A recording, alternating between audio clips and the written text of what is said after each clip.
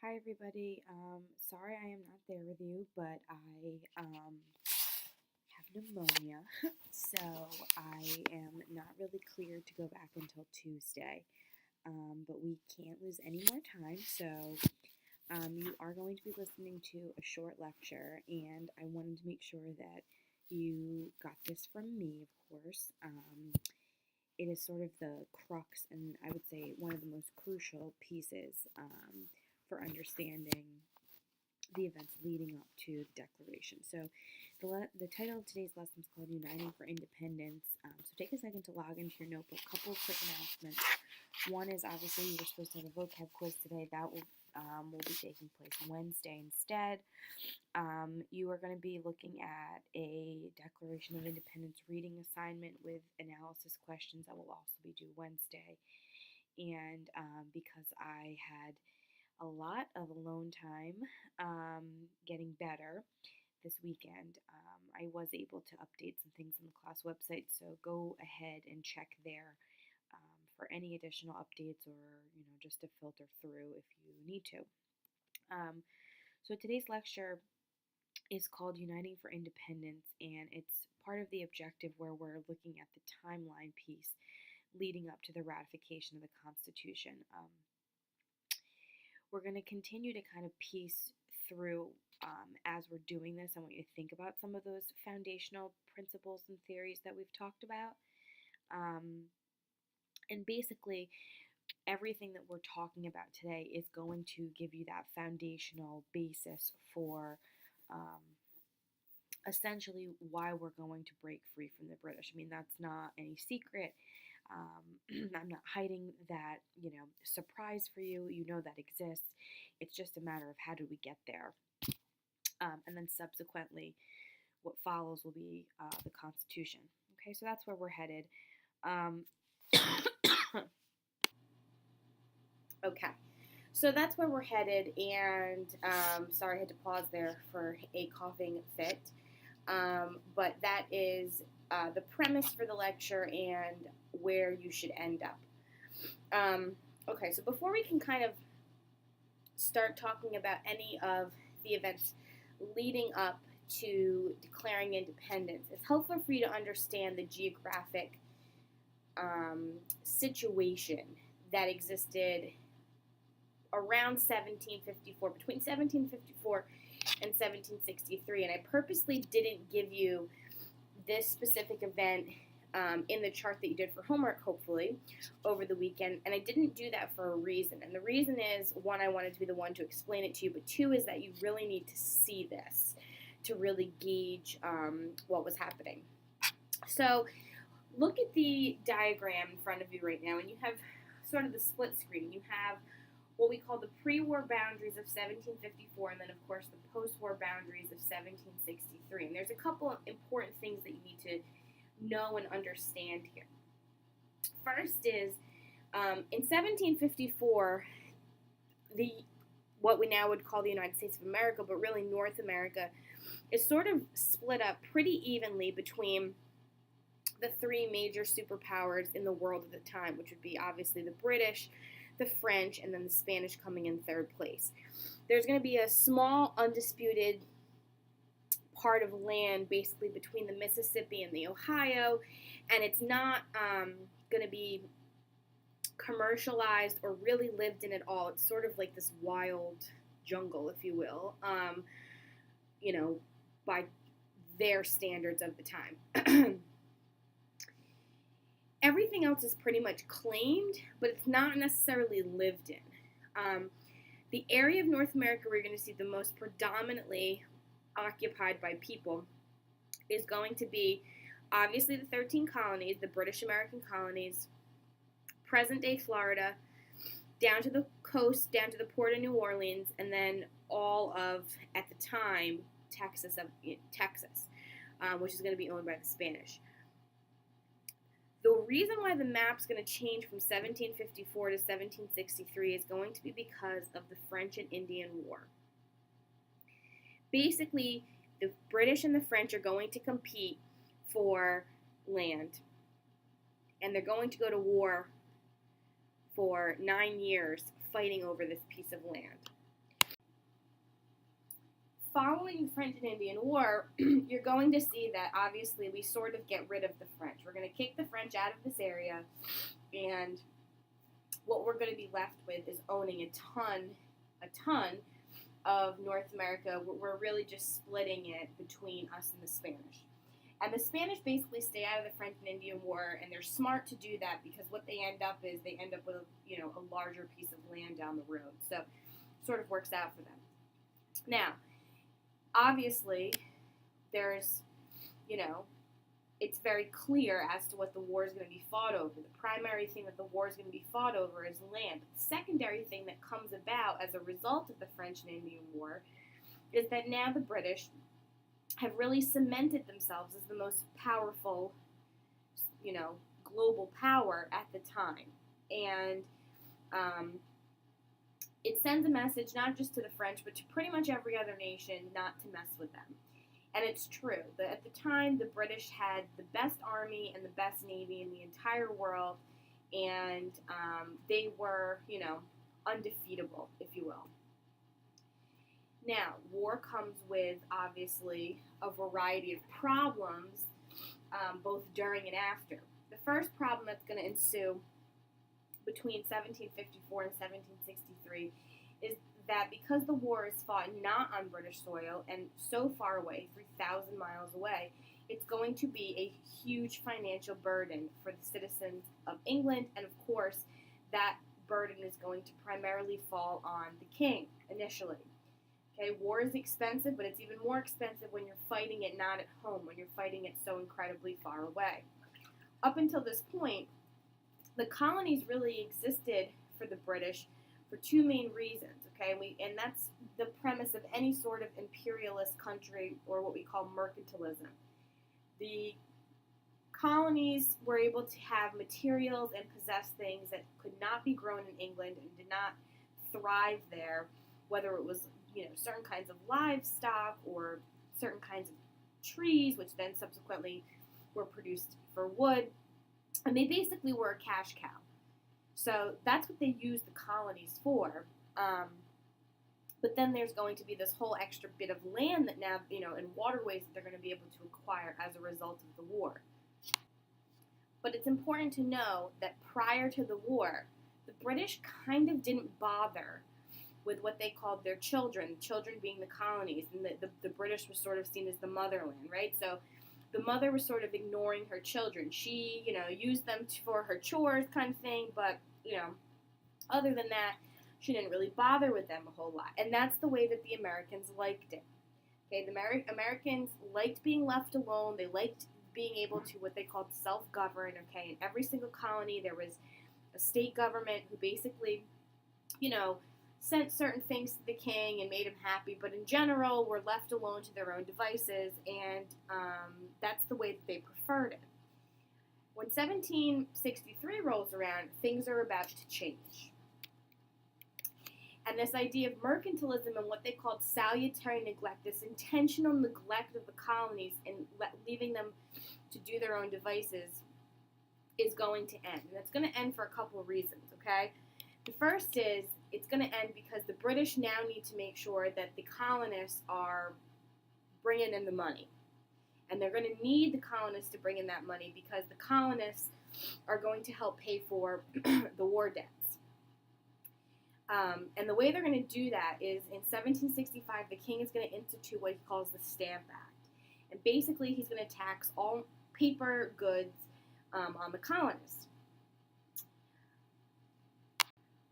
Now, anybody who knows anything would tell you that the Stamp Act angers the Americans, colonists, so much that it's one of the main fuel points for starting the war. And anyone that tells you that is basically wrong, okay? The Americans didn't really mind paying the money. It was the principle behind paying the money. First, they didn't ask for the war. The king entered into a war agreement with another nation without consulting them.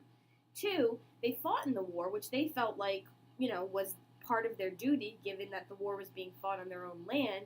But again, didn't request to, enter into a war. But the thing that really made them the most upset was that they had no say in the British Parliament. They had no say in the British government at all. Okay, every decision that was made either by the king or the Parliament, or what you and I would look at as Congress today, happened in London, and then it got filtered back to the colonies, which is pretty much how imperialism works.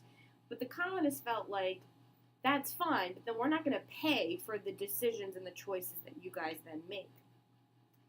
And they start to resist. And they start to resist first by boycotting things, smuggling things, and finding different ways to get around paying what they felt was a very high and unfair and unjust tax. And the king's smart. The king, picks up on this. People are reporting back to him. And so what he decides to do is, in an effort to clean things up after the war and an effort to keep an eye on the colonists, he's going to send in a ton of British soldiers and troops. But he doesn't want to pay those soldiers to have to live somewhere, and he doesn't want to have to build barracks for them and housing and feed them and all that.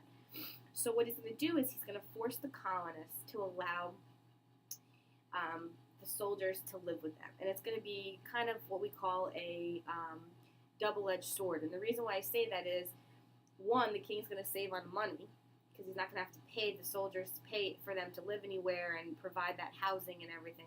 And secondly, he's got people watching the colonists. Now, that's going to upset the colonists again because they feel like their liberty is starting to get infringed on, which, rightly so it was. So this really simple change from being left alone, being left to their own devices, this change in mercantilism and salutary neglect following the French and Indian War is the first real thing that gets the ball rolling, if you will, on the road to independence.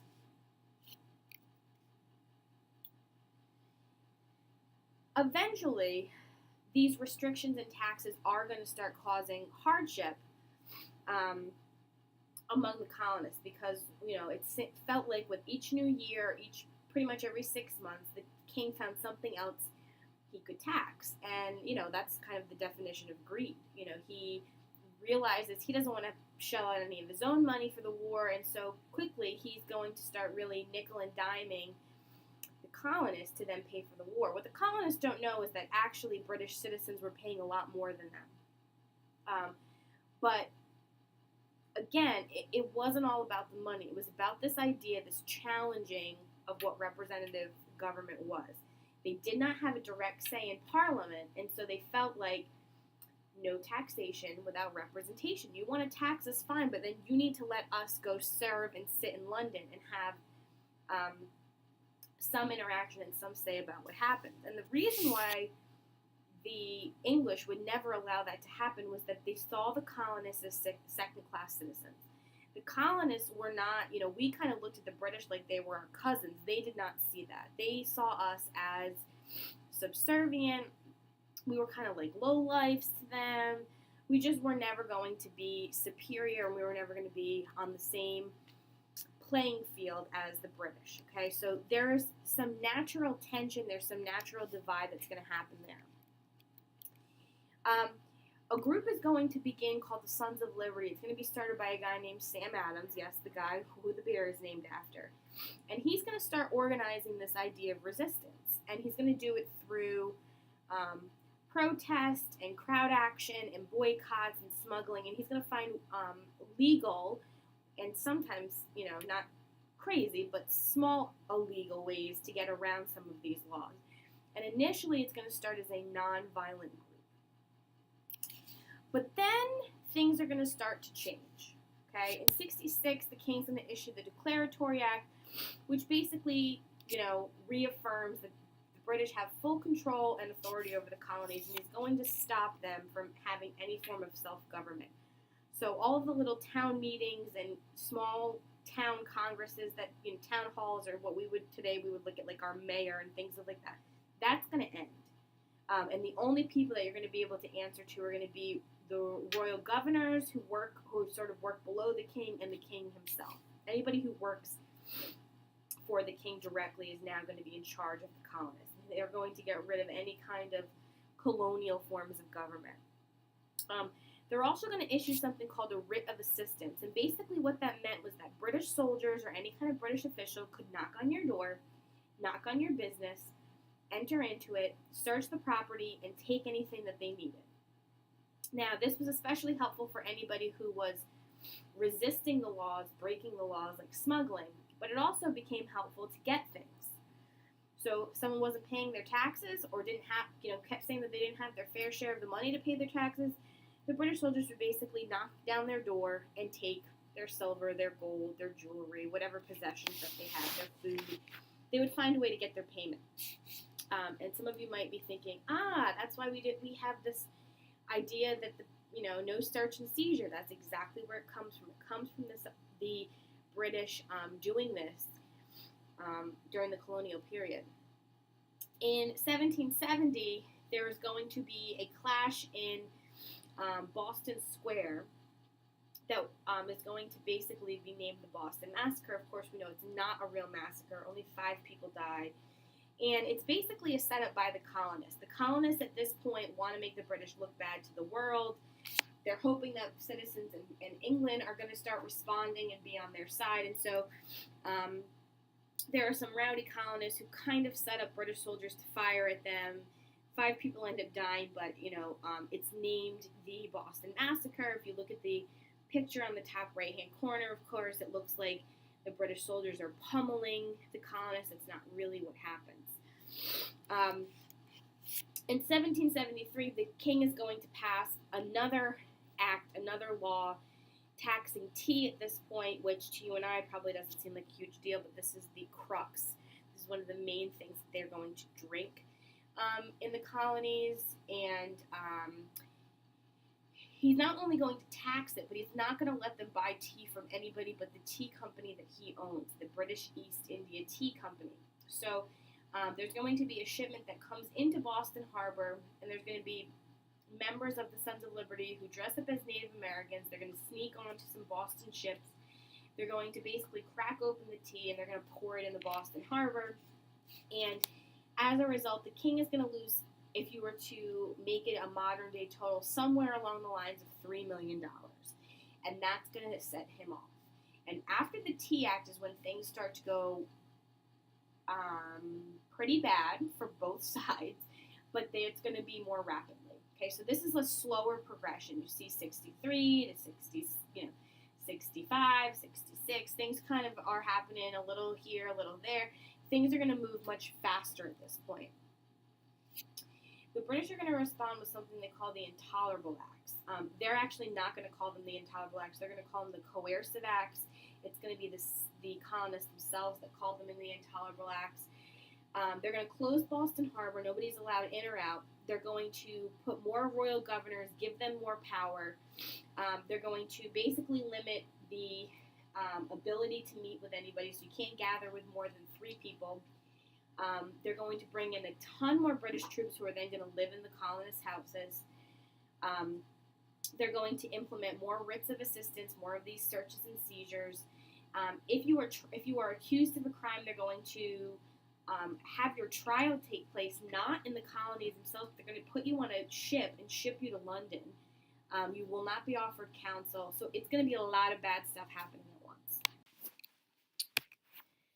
So in order to combat what was going on with the British leadership, the colonists start to organize themselves. They realize that they can't just boycott and dump, crates of tea into the ocean. They have to, come up with a more organized way to not just resist what they perceive to be really unfair and unjust actions, but also to accomplish something, okay? Because, protesting and boycotting only goes so far. At some point, you need to position yourself in a way to negotiate. So in 1774, the colonists are going to each send a couple delegates from each colony, all 13, and they're going to meet in Philadelphia, and they're going to talk about some ways to interact with the king to combat, what's going on. And the first thing they're going to decide is they're going to ban any kind of trade with the British from that point forward. They're not going to purchase anything British, and they're refusing to trade any of their own personal goods. That's going to happen at the First Continental Congress. They're also going to start gathering and making small militias, small mini armies. And the group that's really going to kind of be the first to do this are going to be the citizens in Boston and outside of Boston themselves, run by the Sons of Liberty, who are then going to kind of call themselves the Minutemen. And basically, they're sort of radical people. They're extremists. They're planning to overthrow the government. I mean, this is unheard of. Today, if you were to talk about the colonists, the way that you would describe their actions, you would be talking about terrorists. I mean, these were people who were overthrowing a government structure that they believed was not serving them, that was unfair. And we look to them today as, heroic and brave and patriots. But in reality, if someone was doing that in our current system of government, we would think that they were terrorists. We would think they were radical. We would think that they were people who didn't follow the law. And the Sons of Liberty and the Minutemen are challenging not just what's going on in the colonies themselves, but they're challenging the world structure. And I think that that's really important for you to understand. Every other country in the world, okay, pretty much operated under an imperial system. So the larger countries, your England, your French, your Spanish, your Portuguese, they all had these little sub-colonies that they used for profit, that they told what to do, that they taxed, that they required to follow the law. This was not, this was the norm. And it gets to, to 1774, 1775, when this radical group is starting to say, why? Why does it have to be this way? Why can't we have our own system of government? Why can't we self-govern? We have rights too, etc., etc. But they're really challenging the norm in not just the country, but the world at the time. The British start to catch wind of this radical group, this radical movement. Most of it's happening in Boston, but it's starting to now segue into New York and Philadelphia and some of the southern colonies as well. The British want to just deal with the main group head on, so they're going to march to Concord, Massachusetts, where they've heard that guns and ammunition have been hidden, that have been stolen from the British, and they're going to start arresting leaders. And the way that they're going to find this information out is they're going to have a spy on the inside. Paul Revere finds out that this is going to happen, that they know where they know that they're in Concord. He decides to, basically race through the countryside on his horse, yelling, "The British are coming, the British are coming." That's how he warns them. And the Minutemen are prepared for the British. They think they're doing this like sneak attack. They're not. And that's really where Lexington and Concord happen. Technically, the war officially begins at Lexington and Concord. The colonists are going to lose at Concord, but they're going to win. They're going to lose at Lexington, rather, but they're going to win at Concord. They're two separate places, even though the battle is referred to as one. In May of 1775, delegates are going to head back to Independence Hall, right here in your city, again, and that's where they're going to start to officially declare independence. So they're going to, it's not enough just to say that, hey, we want to be free. You're going to have to actually write it down on a piece of paper to make it official. So they're also going to organize some other things at this meeting. They're going to figure out who's going to be ahead of the Continental Army. That's going to be an easy one, obviously George Washington. And they're going to delegate some other bigger, larger tasks at the time. But that's technically happened already after the war has started. So Lexington and Concord happens in April. The Second Continental Congress is going to be about a month afterwards. The focus of the Declaration, and the reason why we spend so much time in it in our class, but in general, I don't know if you guys watched the Super Bowl tonight, but they were reciting it at the start of the Super Bowl. The reason why there's so much emphasis on the Declaration is for a couple of reasons. One is it's literally the founding document of our country. It's the first time the phrase "the United States" will ever be used. But it is also the real first step, official step, if you will, towards separating ourselves from the colonies and becoming our own nation. So all of the subsequent events that you've talked about and you've looked at beforehand, the massacre, the Tea Act, or the Tea Party, all of those things, yeah, they were forms of resistance, but this is when we finally put our foot down and say we want to be our own nation. The best way to think of the Declaration is as a breakup letter. It is the greatest breakup letter ever written, and that will ever be written, and that's the best way to think about it when you're looking at it and analyzing it, which you'll do on your own. We talked a little bit about who wrote it last class. It's going to be Jefferson, and he's going to do so with the help of John Adams and Ben Franklin. Ben Franklin and John Adams are really busy with some other fundamental things like getting funding for the Army, finding allies. So they're going to put this task on Jefferson, but they're going to edit it and give him their recommendations. They did not realize how big, obviously, of a deal this specific document would be. When Jefferson presents the final document for everybody to sign, there's sort of this moment in the room where it's like the air has disappeared because signing is going to be treason. And they're not exactly sure that this whole thing's going to work. And they know that if they're found and this whole thing doesn't work out, they're not only going to be jailed, but they're going to be killed. And I think you need to recognize that they're doing something, one, that no other group has ever done before, literally ever. And two, they're taking on the largest army and navy in the entire world at the time. And they're sort of the laughing stock of the entire world as well. I mean, nobody in their right mind, including maybe even them, thinks that they can actually defeat the British. So, the moment that they go to sign the Declaration is sort of this really poignant moment because they realize that what they're doing is not just kind of turning the world upside down, but also putting themselves at an incredible amount of danger. Out of the 55 signers, 3 will be in prison, 5 will be killed, and 5 will have their homes robbed and burned to the ground. Today you're going to look at the Declaration. You're going to analyze the text and what it says. But before you do that, I want you to think of it and understand the structure a little bit. And the best way to do that is looking at the Declaration like a breakup letter. So the first part of the Declaration is your preamble. It's your introductory statement where Jefferson's going to outline and set the goals for the document, and it begins with the phrase, "win in the course." The second part is going to be your purpose.